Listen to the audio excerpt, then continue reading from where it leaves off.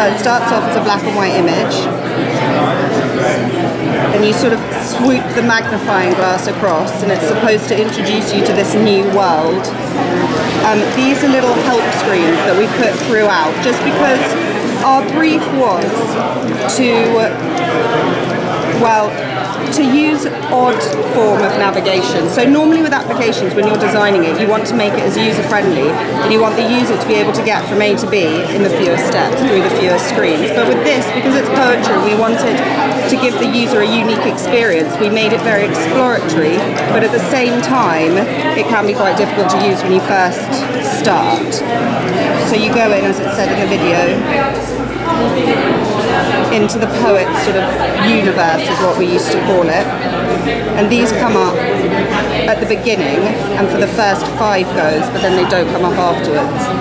It's a sort of language that you learn with applications, how to navigate through them, and once you start using it on a regular basis, it becomes really easy to you. So you scroll through all the different poets, and the balloons represent poems attached to them. So you go into their separate universe and you scroll around.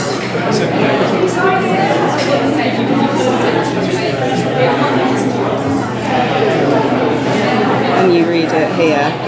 These are where all the media are. So you can see a little video. We didn't want to put it in big screen as an overlay, which videos normally are, because obviously seeing it there, it is quite small, just because it's not sort of action-packed. And also we wanted the users to still be able to interact with the text, so they can read through it at the same time.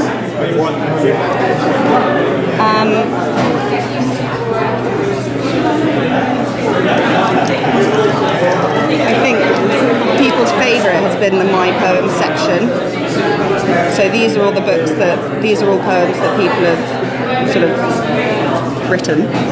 And it's a nice feature. I've seen a lot of poetry apps, and none of them have this, which is a really nice way of sort of using the feature on an iPad to create notes, but link it to poetry. The Actors has the same navigation as the Poet section, but we wanted to make it a bit more modern, so we've got sort of industry in the background. The imagery is a bit harsher rather than the illustrations, which are all around there. This is exactly the same. So Julian Glover has been to loads of poetry hours, and he has narrated lots of poems, so he has lots of balloons. You see him there? And it just goes and you carry on. Okay. So the info is just terms and conditions, which we had to put in. We got all the poetry out of 2 of Josephine's books that she published about 4 years ago, I think. They're called Words That Burn and Catching Life by the Throat. So all the poets included in this were included in that. She's had different poets at the poetry hour for reading, but we decided to keep it we decided to limit it to them, and then perhaps develop another application or sort of something similar in the future. So this is where you can see Josephine's introductions, which she did. Unfortunately, she passed away sort of before she could finish them all for every single poet. We've still got a good selection. There are also, as you saw on the video, sort of secret things. We call them Easter eggs, which normally are hidden by the developer, but now we sort of let everyone know about them. And the little skull, which has World War poems. So it's something different that sort of, it's only for the iPad, for the iPhone and for the Android. It doesn't have these little tweaks. But it was a nice thing to do for iPad. Apps can be bigger, so we had the opportunity to add more content. Yeah, that's it. Thank you.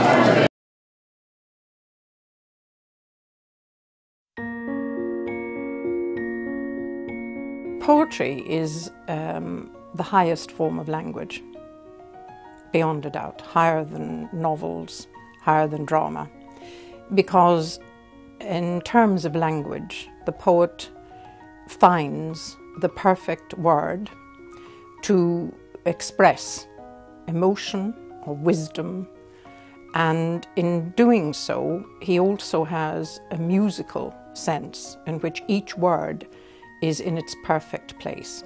Poetry is a trinity of sound and sense and sensibility. And the sound of sense, as Robert Frost said, and the sense of sound will be lost unless you hear it. It's language caught alive. Josephine Hart's profound passion for the art of poetry was infectious, enthralling, and inspirational. Her core belief in its power drove an ambition to spread the magnificence of spoken verse to as many people as possible, to grip younger generations who may otherwise dismiss classical works as mere pages in another textbook. Technology was the answer to that aspiration. The Poetry app, the manifestation. Josephine Hart's commitment had to live on in the Poetry app. Building it was different to any other project we've done before. We weren't just creating a piece of software, we were bringing to life a vision, and it had to be perfect. We wanted to create a deep experience, one that would keep people coming back to continue their journey of discovery and inspire a new audience that would appreciate poetry. The Poetry app's philosophy was always clear. Great poetry read aloud by great actors. The current iteration of the app has narrations from over 30 world-class actors, enhancing the beauty of over 115 poems through distinct, diverse, and often familiar voices. With a vast selection of videos and audio clips, names like Dominic West, Jeremy Irons, Bob Geldof, Helen McCrory, and Ralph Fiennes revive distinguished works from the likes of W.H. Auden, Robert Frost, Rudyard Kipling, Sylvia Plath, and Lord Byron in a way that only the energy of live performance can. With such a wealth of poetry, filling the app with content was the easy part. The design and journey needed a meticulously creative and sophisticated approach. Central to the design was expressing three fundamental areas: the life of the poet read aloud, poetry read by great actors. It needed to be functional, intuitive, and engaging, yet embody the natural beauty of language and bring its very own distinct visual identity. We wanted to transport the user to an immersive, gripping, and seemingly infinite world where they were free to explore works of some of history's greatest poets, yet be guided by an invisible hand. The living room interface dictates the visual identity of the app and is the hub for all functionality. Users access features by tapping on various interactive icons, and unobtrusive notes help steer new users in the right direction. A great starting point is the Explore Poems section. Tapping on the picture frame teleports the user into a gently meandering universe populated by history's great poets, orbited by a carousel of hot air balloons, each representing a different poem. Selecting a poet brings up a brief biography, and swiping left or right rotates the icons, allowing a user to discover or revisit a poem. In landscape mode, the poem's text appears on the left-hand side. The size of text can easily be adjusted using the A icon on the right-hand side. Also on the right-hand side, a built-in player reveals video and audio options. The user can then share the poem via Twitter, Facebook, or email at the tap of a finger. In portrait mode, the poem appears on full page. Users can favourite a poem by simply tapping the wax seal icon, consigning it to their personal library. Discovering the actors behind the Poetry app is another great feature. Scrolling through brings up images of various actors against a dynamic background, once again orbited by the poems they narrate. Tapping the picture frame brings up a similar universe and interface.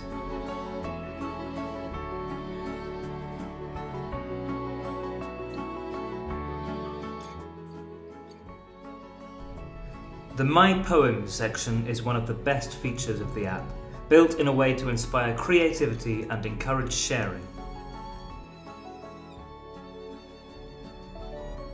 To compose a new poem, users tap the plus icon that opens up a dual interface where the user can write their own poem down in text. Tapping the Inspire Me button is the ultimate cure for writer's block. It brings up common words from the collection of revered poets. Selecting one drops the word directly into the verse.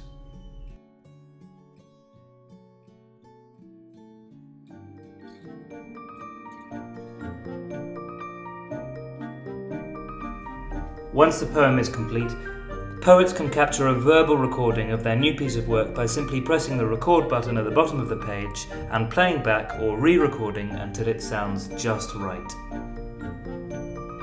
At the tap of a button, the poem can be shared via email. Poets can build up a body of work all stored in beautiful virtual leather-bound books in their personal collection.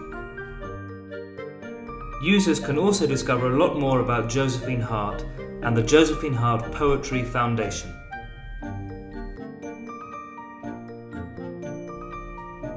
Finally, keep eyes peeled for a few small surprises.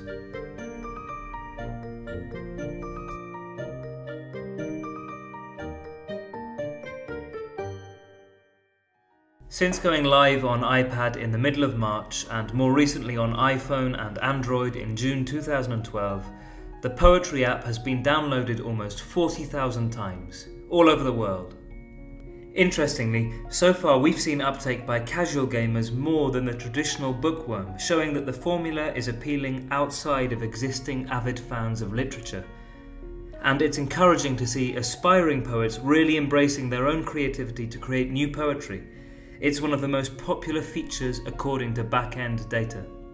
Evidently, Josephine Hart's vision has started to spread, but this is just the beginning for the Poetry app and the Josephine Hart Poetry Foundation. Future updates of the app promise greater offline functionality and a poetry library enabling new audio and video additions to the already vast selection. As W.H. Auden once wrote, "No poem which is not better heard than read is good poetry." We believe the Poetry app gives classical works the voice they deserve.